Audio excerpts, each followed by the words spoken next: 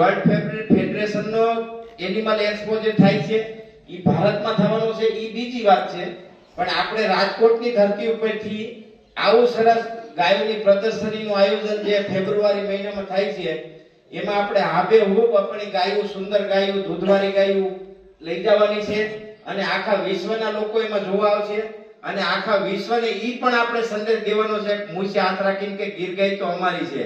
હજી અમારા ખેડૂતના ઘરમાં 18,000 લીટર દૂધ કરે એવી ગાયો છે, એટલે ઈ આપણા માટે ગૌરવની વાત છે અને એમાં બધાએ હૃદયથી જોડાવાનું છે.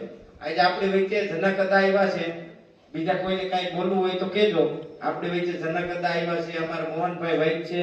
આ એક એવી વિરલ વિભૂતિ છે કે તમને પેટ દુખતું હોય ને અંગૂઠો દબાવીને સાજું કરી દે, પેટનો હોજો અંગૂઠો દબાવીને સાજું કરી દે. એટલે આવા વૈદ્યોનું સન્માન થવું જોઈએ અને એ 35 વર્ષથી 1 રૂપિયો લીધા વગર કહે છો, એના ગુરુના આશીર્વાદ છે. અને તમારા પેટ ખોદીને દડા જેવું થઈ ગયું એકવાર એની ખીરે વહી ગયા એટલે 100% રેડી.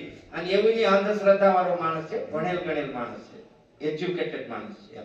એટલે આવા આપણી વિશે જનકદા પધાર્યા છે, તો 2 મિનિટ જનકદા ગાય વિશે કહેશે, યાત્રા વિશે.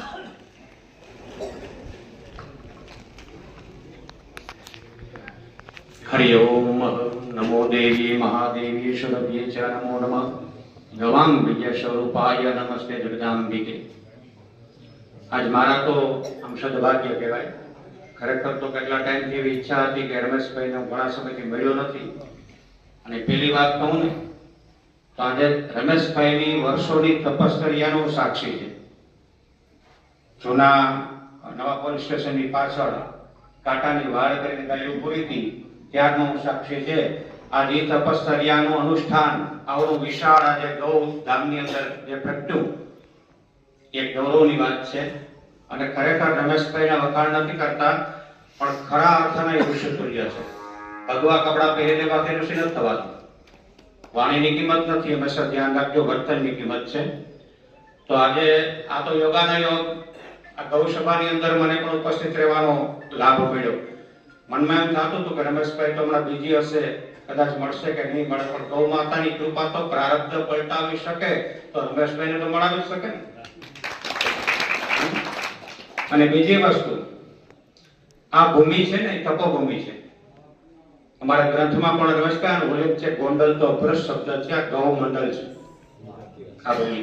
જ્યારે કૃષ્ણ ગોકુલ મથુરાથી દ્વારકા નીકળેલા ત્યારે આ જંગલ હતું મોટું, અને અહીંયા કેટલો સમય ગાયોને લઈને ગાળેલો આ ભૂમિ ઉપર.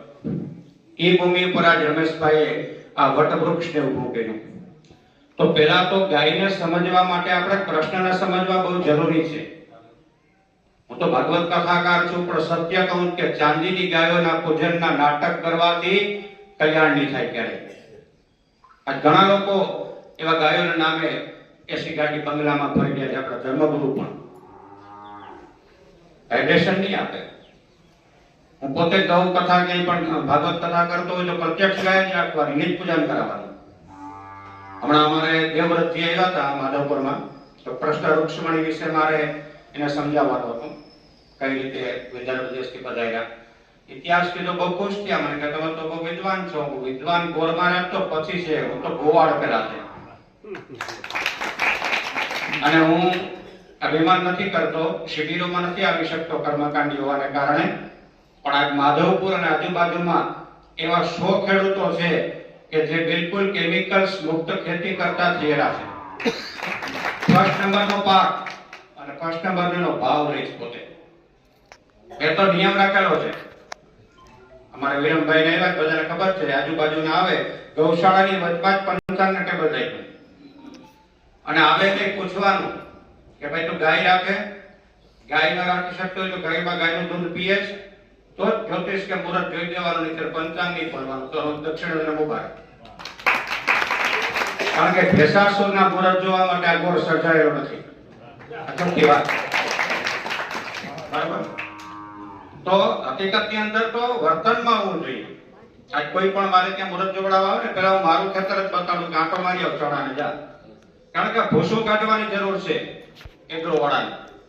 હું સવારે આવતો હતો માધવપુરથી, રસ્તામાં મેં જોયું હમણાં કે ગુરિયાની અછત છે. એ લાઈનમાં ખેડૂતો સવારના 7 વાગ્યામાં ભિખારીને જેમ ઉભા હતા. મને એની જાત ઉપર આમ હસવું આવ્યું જોવું તો ખરા આની અજ્ઞાનતા અને મૂર્ખતા. એટલે કૃષ્ણને ઓળખવું હોય તો પેલા ગૌ માતાના પંચગવ્યને આપણે ઓળખવું પડશે, તો જ કઈ કૃષ્ણનું આપણી ઉપર કૃપા રહેશે. 14 લોકનો નાથ કે આમે ગોવાળ નહીં બન્યો હોય. અને આજ મારી એક તમન્ના હતી રમેશભાઈ કે આનો યજ્ઞનું કઈ ફળ પાક્યું, હમણાં યાત્રા પણ કરવાના છે આપણે, તો કદાચ રમેશભાઈ માધવપુર ક્યારે પહોંચશે, પણ માધવ રમેશભાઈ પાસે આવ્યો છે. એટલે અમે માધવરાય ભગવાનનું જે ઉપવાસ કરવાનું મહત્વ છે એનાથી આજે રમેશભાઈને સન્માન કરી અને માધવરાય ભગવાન એને આશીર્વાદ આપે કે સદાય ઉત્તરોત્તર પ્રગતિ આપે અને ગૌ માતાના વિજ્ઞાનને પ્રચાર કરવાનો એને શક્તિ આપે એવા અમે આશીર્વાદ આપી અને એનું અભિવાદન ઉપસ્થિત કરશું. જય ગૌ માતા, વંદે ગૌ માતા.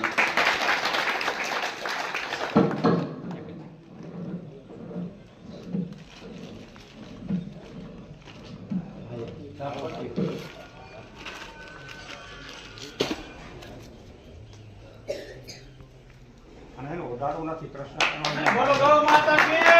બોલો ગૌ માતા કી જય.